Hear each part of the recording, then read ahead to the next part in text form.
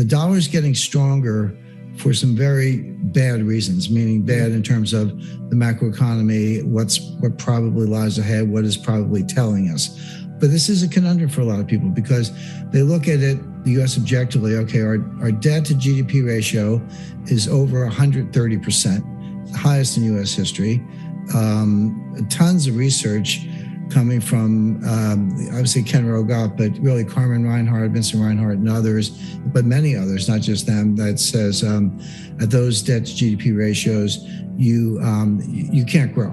You can maybe refinance and muddle through, but it always ends either in default, which is unlikely because we can print the money, that much is true, or extreme inflation where here's your $1 trillion back, good luck buying a loaf of bread. So we'll see how that plays out. But the way it's playing out in real time is that the U.S. Economic growth is incredibly weak. So we've got sky high debt to GDP ratio. People talk unemployment close to an all-time low. Yeah, but even at 3.5% or so, that is extremely low. I mean, I go back to the 1960s, and that was low by the measures of the 1960s. But that completely ignores probably 8 to 10 million Americans who were perfectly able of having jobs and working, prime age 25 to 54 years old, who are not in the workforce. That measure is picked up in labor force participation rate, which is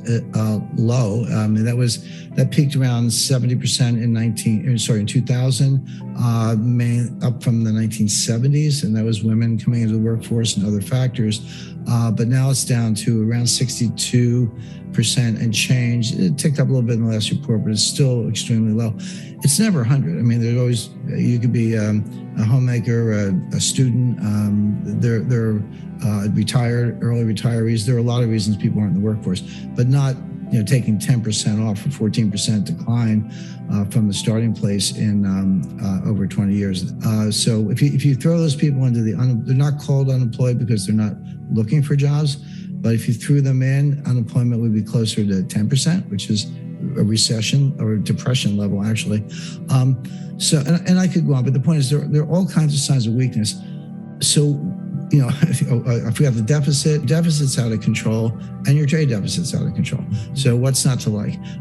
You look at all that and say, what, are you kidding me? I mean, get me out of the dollar, go get anything else. Why is the dollar so strong? And the answer is, for this, you have to go behind the curtain. You have to look into what's called the plumbing of the international monetary system. And I had a discussion, and this goes back, this is 1980. So I'm an young, up and coming vice president of Citibank. That's back in the days when it was a bank before they turned it into a hedge fund. I'm like a 27 or whatever, a 28 maybe year old lawyer, but I'm talking to Walter Wriston. It's a one-on-one conversation. He was, for those who don't know the name or don't recall, he was probably the second greatest banker of the 20th century after Pierpont Morgan. So I'll give Morgan the prize, but he left around 1910. And Wriston was the inventor of the Eurodollar. The negotiable certificate of deposit. Eurodollars are around a little bit earlier, but he took the CD that was your interest in the Eurodollar and made them negotiable and tradable. So I'm having a conversation with him, and I had just seen this movie. It's called Rollover. And it's, again, 1980. It's basically about the collapse of confidence in the US dollar. And basically the idea was, remember, this is during the Arab oil embargoes, the Iranian oil embargo, and the price of oil quadrupled in 8 years and all that. So the theme was the Arabs are taking the money out of the banking system and buying gold. And they're stashing the gold away. And this is the collapse of the financial system. That was sort of the plot. So I said, Mr. Wriston, what about that? Everyone took their money out of the system and bought gold. Wouldn't that collapse the system? And he looked at me like I was a new kid on the block, which I was. And he said, well, what you have to understand is that you can take your money out of the bank and you can buy gold. But the person who sold you the gold got the money and they put it back in the bank. So it doesn't go anywhere. It's a closed circuit. And of course, now I'm like, oh yeah, you're right. Of course, he's right. And he said, so the stability of the system doesn't depend on who sells what for dollars. Yeah, it affects exchange rates a little bit and interest rates with the price of gold. But he said the money it can't literally disappear. It has to go back into the system. It's a closed circuit. And of course, that's how the Eurodollar system works. But it presupposes that you can always borrow in the Eurodollar market. In other words, that closed circuit analogy is correct, provided the big banks are willing to lend to each other. So my example, if UBS was selling the gold and to the Arabs and they got the money and they put it back in Citibank Nassau, it's all good. But what happens if that money supply, now I'm talking about Eurodollars, actually shrank? And that is a heart attack in the global financial system. So now we're like, well, okay, what's going on? And believe it or not, there's a global dollar shortage. And when you say that, people say, wait a second, you kidding me? The Fed printed, the Fed's balance sheet in 2008 at the start of the global financial crisis was $800 billion. It was $4.5 trillion by the time we got to the end of the taper in November 2014. Then, okay, Yellen a little bit, but mostly Powell got it. They started quantitative tightening. They got it back down to around 3.5 trillion by the time COVID came along. And then boom, it's up to 7.5 trillion, might have gone higher than that. And that's M0. M1 was exploding even more. So how could there be a dollar shortage? And that has a two-part answer. One is the money printing, at least M0, is irrelevant. It just doesn't matter. Because how do they print the money? Well, the Fed buys securities from the primary dealers. And I was, after I left Citibank, I joined one of the biggest primary dealers, and I was there for 10 years. So I had a front row seat. That was back in the days when the Fed was actually tough on people. But my point is, I was a counselor of a primary dealer. We talked to the Fed every day. And so the primary dealers are the ones where the Fed, open market desk, the New York Fed does monetary policy. They buy, so they call up Goldman Sachs or Citi or whoever to offer me, 5-year notes or 2-year notes or whatever. Here's a price done. The banks send the securities to the Fed, and the Fed pays for it with money that comes out of thin air. But here's the part that matters.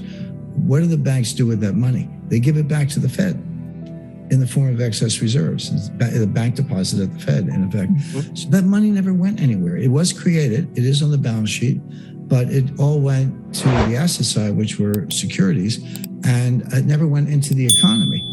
So where does the money come from that runs the economy? If you or I want to go shop, well, it comes from the commercial banks. It comes from M1. Yeah, there is a multiplier, but that's in M1 and M2, which is created by the banks at will.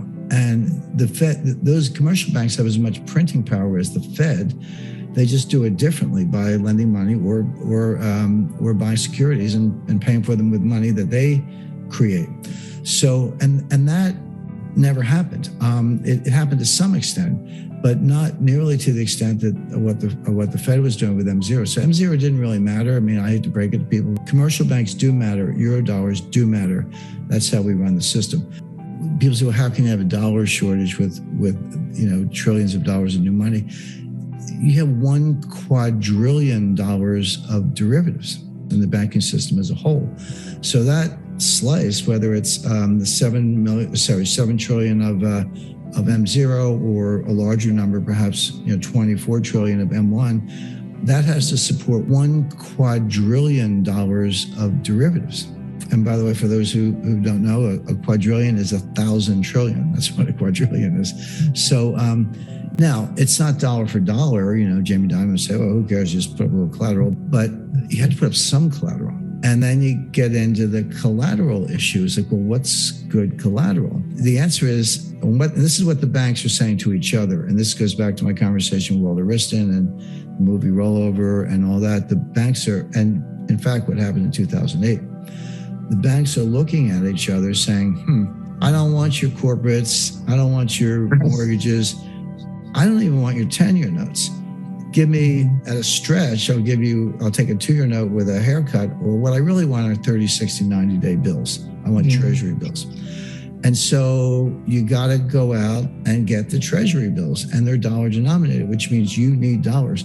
So if you're Credit Suisse or Barclays or Hong Kong, Shanghai or Deutsche Bank, you don't live in a country that prints dollars. The US does, but the European Central Bank doesn't. So there's this enormous demand for dollars, not because they love the dollar, but because they need to buy dollar denominated collateral of a very high quality in order to pledge